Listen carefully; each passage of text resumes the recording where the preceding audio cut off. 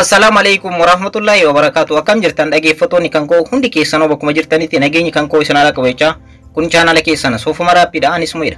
Akkuma baratame har'as viidiyoo haarawaa qabadhee isiniif dhufee jira. Guyyaa har'aa viidiyoon qabadhee isiniif dhufee immoo bilbila kamiyyuu irratti wanta fayyadamuu dandeessanidha. Bilbila kamiyyuu harka keessanii yoo kan qabaattan ta'e wantoota afran kanneen hojjechuudhaan faayidaa guddaa argachuu dandeessanii. Namni bilbila qabu kamiyyuu aappii tokkotti osoo hin fayyadamin wantoota har'aa isinitti agarsiisuudhaaf kan dhufe kanatti fayyadamee faayidaa guddaa bilbila isaa irraa argachuu ni danda'a. Saffisa bilbila keessanii ida'uudhaaf wantoota baay'eetu jira jechuudha. Asirratti dhaggeeffattoota kan tokko tokkoon isinitti agarsiisa. Wantoota afran bilbila keessan irratti itti fayyadamuu qabdan isinitti agarsiisa. Egaa amma gara barnoota keenyaatti osoo hin ce'in warroonni yeroo jalqabaatiif gara YouTube chaanalii keenyaatti dhuftan anaa dhufu bagga nagaan dhuftan isiniin jecha warroonni YouTube chaanalii kanaaf haarawaa taatan immoo subscribe gochuun dagatanaadha. Akkanumallee mallattoo notification all irra godhaadha. Yeroo hunda viidiyoo haarawaa yeroo galakkisu akka isin qabuuf maatiiwwan chaanalichaa like share gochuun dagatanaadha. Viidiyoo kana hanga dhumaatti yoo kan ilaaltan ta'e warroonni bilbilatti fayyadamtan hundi keessanuu faayidaa guddaa argatan jedhee yaada. Hanga dhuma viidiyoo kanaatti na hordofuu hin dagatinaadha. Amma gara barnoota keenyaatti ceena. Egaa wantoota afran bilbila keessan irratti itti fayyadamuu qabdan wantoota haala salphaa ta'een sirreeffachuu qabdanii fi itti fayyadamuu qabdan kanneen tokko tokkoon isinitti agarsiisa. Na hordofaadha. Tokkoffaa irratti kan argannu saffisa bilbila keessanii akka isiniif dabalu gochuudhaaf kan isin gargaarudha. Keessattuu warroota bilbilli keessan raamiin isaa xiqqoo ta'e saffisa bilbila keessanii akka dabalu gochuudhaaf wanta kana yeroo yerootti ji'a keessatti al lama al sadii gochuun ni dandeessu. Akkanumallee torbaan keessatti al tokko tokko wanta kana gochuudhaan yoo itti fayyadamtan saffisa bilbila keessanii isiniif dabala jechuudha. Keessattuu warroonni bilbilli keessan raamiin isaa xiqqaa ta'e jechuudha. Garuu namoonni bilbila qabdan hundiyyuu wanta kanatti fayyadamuu ni dandeessanii. Saffisa bilbila keessanii ida'uudhaaf yookaan dabaluudhaaf isin gargaara. Kana sirreeffachuudhaaf gara bakka itti namaa bilbiltan yookaan phone call bakka jedhamu aappii kana keessa ni seentu. Ergasii immoo koodii amma isiniif barreessu kana screen irratti isiniif barreessee jira. Isa kana ni barreessitan jechuudha. Urjii jettanii ergasii maslaalee jettanii 99 jettan duwwaa jettanii ergasii immoo maslaalee jettan. Egaa koodii kana akkuma isinitti itti galchitanii jechuudha. Dhaggeeffattoota kan koo siitingiiwwan kunniin ni banamu jechuudha. Siitingiiwwan kanneen keessaa immoo delete dump state yookaan immoo log cut kan jedhamu jira. Egaa siitingii kanarratti kilik gootan delete dump state yookaan immoo log cut kan jedhu jira. Isarratti kilik gootan. Ergasii delete success isiniin jedha. Ergasii okay jettanii egaa haala kanaan wanta kana yeroo hundayyuu delete dump state isa jedhu kana yeroo hundayyuu torbaan keessatti al tokko yoo xiqqaate delete gochuudhaan bilbila keessan irratti vaayirasiiwwan adda addaa wantoota hin barbaachifne bilbila keessan irratti argamu kan bilbila keessan saffisa isaa dhorku delete gochuudhaan yeroo hunda bilbila keessan saffisa akka qabaatu isiniif godha. Itti fayyadama. Lammaffaa amma immoo browsera kamittuu fayyadamuu dandeessanii an Google Chrome itti fayyadama. Wanta kana garuu sirreeffachuudhaaf Google Chrome bilbila nama kamiyyuu irratti ni argama waan ta'eef Google Chrome keessanii seentu. Ergasii immoo bakka search baarii kana irratti jechuudha wanta nama screen irratti isiniif barreesse kana ni barreessitan jechuudha. Website kana barreessitanii Chrome jettanii tuqaa lama gootan jechuudha. Tuqaa lama akkuma screen irratti isiniif barreesse kana ergasii sarara kanatti ni fayyadamtanii sarara lama jechuudha. Ergasii immoo dhuguma irratti maal jettanii flags jettanii barreessitan. Flags. Egaa bifuma amma asirratti argitan kanaan jechuudha. Dhaggeeffattoota kan koo bifa kanaan barreessitanii ergasii website kanarratti kan amma screen irratti isiniif barreesse kanarratti kilik gootan. Egaa akkuma asirratti argitan gara website kana yeroo seentan bakka searchii qaba jechuudha. Flagsiin kun bakka searchii qaba. Bakka searchii kanarratti immoo ammas wanta jettanii barreessitantu jira. Screen irratti isiniif barreessee jira. Weed jettan. Weed gate jettanii barreessitan.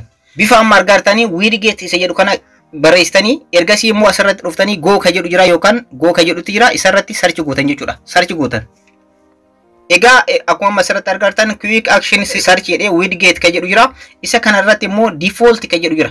Default ka jedhu kana kilik gootan jechuudha. Haala kanaan isin dhufa default isa jedhu kana kilik gootan. Ergasii immoo enabled ka jedhu jira. Isarra gootan default irra dhufa enabled ka jedhu irratti gootan. Isa lammaffaa irratti argamu gidduu irratti argamu jechuudha. Isarra gootan. Ergasii dhuma irratti jechuudha relaunch ka jedhu jira. Relaunch ka jedhu kana kilik gootan. Ergasii dhaggeeffattoota kan koo widget ka jedhu kun inni jechuudha quick action widget ka jedhu kun enabled isiniif ta'a jechuudha. Bifa kanaan amma Google Chrome keessan ni baatanii ergasii screenii bilbila keessanii jechuudha. Screenii bilbila keessanii kana qaqqabdan jechuudha. Fuula screenii kana qaqqabdan sirriitti. Ergasii immoo dhumarratti jechuudha widgets ka jedhu jira. Widgets bakka nama isinitti agarsiisaa jiru kana widgets ka jedhu jira. Screenii irratti isiniif barreesseera maqaa isaa widgets ka jedhu dhumarratti kan argamu kana kilik gootan. ergasii wantoota isinii dhufu kanneen keessaa jechuudha kana dagalee dabarsitanii Chrome kan jedhu afuraffaa irratti jira na biratti jechuudha isin bira bakka biraas jiraachuu danda'a afuraffaa irratti Chrome kan jedhu jira isarratti kilik gootan Chrome kan jedhu kana irratti kilik gootan saanduqa kana irratti Google Chrome kana irratti kilik gootan ergasii bifa kanaan isin dhufa jechuudha dhaggeeffattoota kan koo akkana dagalee dabarsitanii kanneen keessa kan das isin gammachiisu ni filattan jechuudha yeroo baay'ee kan gammachiisu isa kanaadha Google Chrome shortcuts kan jedhu kanatti na gammachiisa isin kanneen keessa kan biraas filachuu dandeessanii yeroo baay'ee isa kanatti yoo fayyadamtan baay'ee salphaadha ergasii isa kana erga filattanii booda immoo add kan jedhu jira add kan jedhu kana kilik gootan ergasii akkuma asirratti argattan fuula iskiriinii keessanii irratti wanta kanatti dhufa Google Chrome jechuudha. Egaa isa kana qaqqabuudhaan sirriitti adjust gochuu dandeessanii gubbaa kanarra yoo gootan baay'ee miidhagaadha. Naannoo kanarra jechuudha ergasii haala kanaan gootan. Egaa wanta kana gochuun maaliif isin gargaara jechuu dandeessan dhaggeeffattoota kan koo. Yeroo hundayyuu Google Chrome irratti wanta search godhuu barbaadan tokko as dhuftanii search gochuu dandeessan. Google Chrome keessa seenuun isin barbaachisu fuula iskiriinii keessanii irratti search gochuu ni dandeessan. As dhuftanii Facebook yoo ta'an fakkeenyaaf haala kanaan search gochuu dandeessan. Wanta barbaadan kamiyyuu jechuudha. Wanta barbaadan kamiyyuu asirra seentanii search gochuudhaaf isin gargaara. Gara Google Chrome seenuun isin barbaachisu haala kanaan asirra gootan. Warroonni incognitotti fayyadamtan immoo incognitoon asirratti argama. Isa kana tuquudhaan incognitotti fayyadamuu ni dandeessanii. Incognitoon akkuma beekamu baay'een keessan websaayitiin kun kan isin fayyaduuf wantoota iccitii ta'an asirratti search gochuudhaaf kan itti fayyadamtanidha. So wanta kana sirreeffachuudhaan salphamatti yeroo keessan osoo hin gubin Google Chrome jechuun seenuudhaaf isin gargaara. Wanta barbaadan asirratti search gochuudhaan argachuu ni dandeessanii yeroo isin jalaan fixu itti fayyadamadha. Sadaffaa irratti immoo kan isinitti agarsiisuudhaaf dhufee dhaggeeffattoota kan koo akkamitti faayilii bilbila keessan irratti argamu muuziqaa ta'uu danda'a viidiyoo ta'uu danda'a akkamitti jijjiiruu akka dandeessanidha keessattuu viidiyoo gara muuziqaatti akkamitti jijjiiruu akka dandeessanidha aappii tokkotti osoo hin fayyadamin viidiyoo tokko gara muuziqaatti akkamitti jijjiiruu akka dandeessan isinitti agarsiisa aappii itti fayyadamtan tokko hin jiru bilbila keessan qofatti fayyadamtanii viidiyoo tokko gara muuziqaatti akkaataa ittiin jijjiiruu dandeessan isinitti agarsiisa kana hojjechuudhaaf my file kan jedhu yookaan file manager kan jedhu keessanii seentu ergasii an storage irratti argama jechuudha faayileedhaan qopheesse dursee viidiyoo kana isinitti agarsiisu viidiyoo kana ilaalaadha duraan dursitanii sirriitti viidiyoo kana ilaalaadha akkamitti gara muuziqaatti jijjiiruu akka dandeenyu isinitti agarsiisa viidiyoon kana fakkaata jechuudha akkuma amma sirriitti argattan isa kanaadha isa kana akkamitti gara muuziqaatti jijjiiruu akka dandeenyu isinitti agarsiisu egaa viidiyoo kana irratti qaqqabdan jechuudha inni kun viidiyoodha isa irratti qaqqabdanii ergasii dhuma kana irratti jechuudha dhaggeeffattoota kan koo sarara sadiitu jira yookaan more ka jedhu jira more ka jedhu yookaan sarara sadii kana irratti kilik gootan ergasii immoo rename ka jedhu jira rename isa jedhu kana irratti kilik gootan itti aansuudhaan dhaggeeffattoota kan koo asirratti sirriitti na dhaggeeffadhaadha wanti isin barbaadan viidiyoo kana gara muuziqaatti yookaan gara audiootti deebisuu barbaadan waan ta'eef isa ishee lakkoofsa 4 jettu kana jechuudha lakkoofsa 4 ishee jettu kana barreessitanii lakkoofsa 3 qofa barreessitan akkuma asirratti argattan lakkoofsa 4 ture 4 balleessuudhaan 3 itti daballa jechuudha ergasii immoo rename ka jedhu kana kilik gootan ergasii isiniif jijjiiruu isiniin jedha extension akka isiniif godhuuf jechuudha viidiyoo kana gara muuziqaatti yoo akka isiniif jijjiiruu barbaadan asirratti change ka jedhu kilik gootan egaa akkuma asirratti argattan bifa ajaa'ibaatiin jechuudha viidiyoon duratti argitan sun gara muuziqaatti jijjiiramee jira kanaafiyyuu dhaggeeffachuu ni dandeessu fakkeenyaaf muuziqaa kanarratti haa dhaggeeffadhu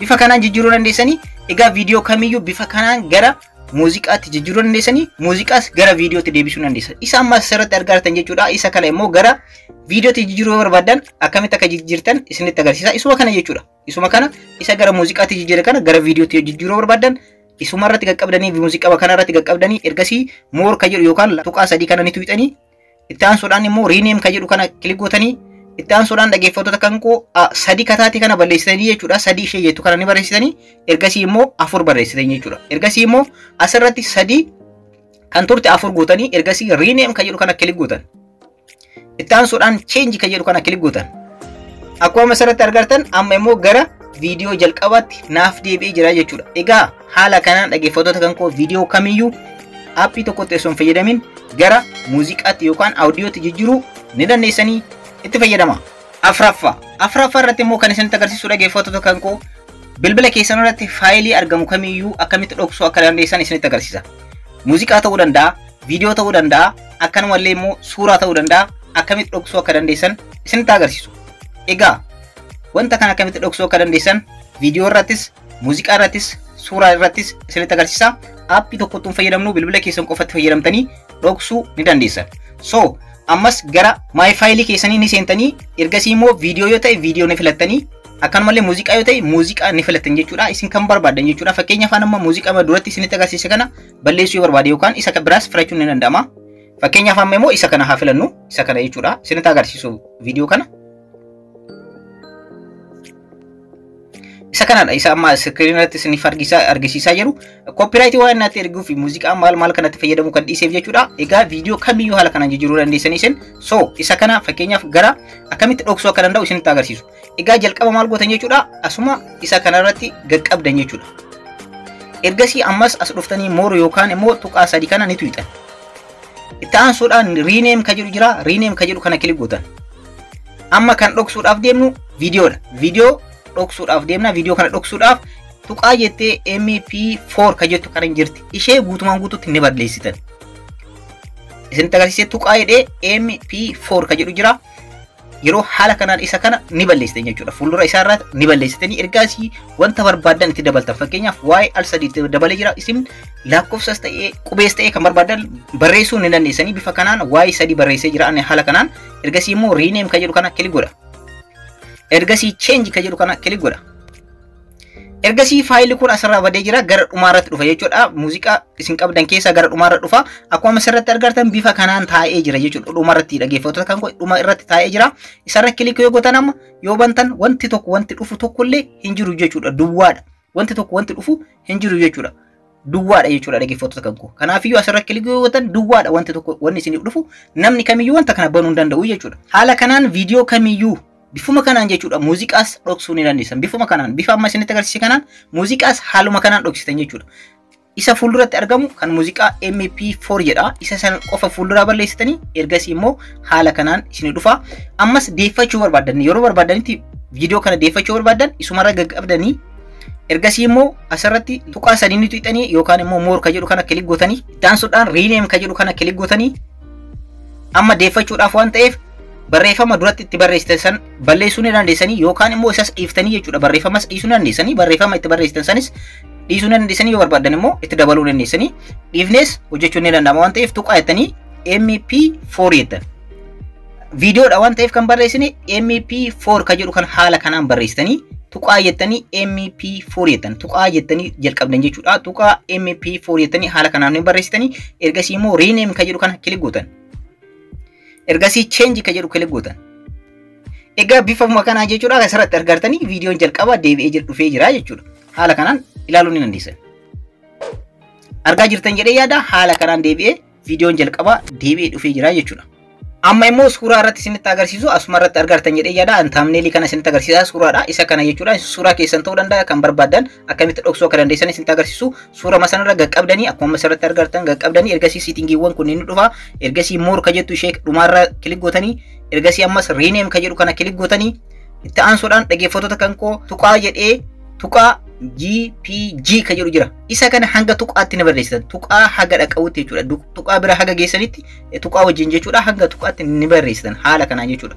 G akkuma screen irratti isiniif barreessicha kana tuqaa GPG ka jedhu jira. Haala kanaan kan dhufe kana ni balleessitanii ergasii waan barbaadan jettanii irra barreessuu ni dandeessanii dhiisuus ni dandeessan. Ergasii immoo rename ka jedhu kana kilik gootan. Itti aansuudhaan change ka jedhu kana kilik gootan. Akkuma asirratti argatan dhumarra dhufee jira jechuudha. Suuraan kun badee jira jechuudha. Dhaggeeffattoota kan koo badee jira haala kanaan. Badee jira dhukatee jira jechuudha haala kanaan. Banuun danda'amu jechuudha. Deeffachuu barbaadan immoo dhaggeeffattoota kan koo isumarra gaqqabdanii ergasii more ka jedhu jira yookaan tuqaa sadii kana kilik gootan. Ergasii rename ka jedhu kana kilik gootan. Ergasii immoo haala amma screen irratti isiniif barreesse kanaan tuqaa G jettanii haala kanaan barreessitanii. G jettanii PG jettanii haala kanaan erga barreessitanii booda rename ka jedhu kana kilik gootan. Ergasii change ka jedhu kana kilik gootan. Akkuma asirratti argartan haala kanaan thumbnailiin kun deebi'ee jira jechuudha dhaggeeffattoota kan koo. Muuziqaas bifuma kanaan jechuudha dhaggeeffattoota kan koo. Muuziqaa fi viidiyoon garaagarummaan isaanii viidiyoo irratti kan balleessitan tuqaa MP4 ka jedhudha. Muuziqaa irratti immoo MP3 dha jechuudha. Tuqaa MP3 kan jedhu barreessuudhaan haala kanaan jechuudha faayilii kamiyyuu bilbila keessanirraa dhoksuu ni dandeessan. Viidiyoo kan kanarraa asirratti xumuree jira. Barnoota gaarii akka irraa argattan abdiin qaba. Hanga ammaatti waan na hordoftaniif galatoomaadha. Warroonni hanga ammaatti YouTube chaanaalii keenyaaf maatiin ta'in subscribe godhuudhaan maatii ta'aadha akkanumallee mallattoo notification all irra godhaadha yeroo hunda video haaraa yeroo galle kusa akkasin dhaqabuuf maatiiwwan chaanalichaa like share gochuun nagatinaadha yeroo biraa video biraatti walitti deebina. Ora bula.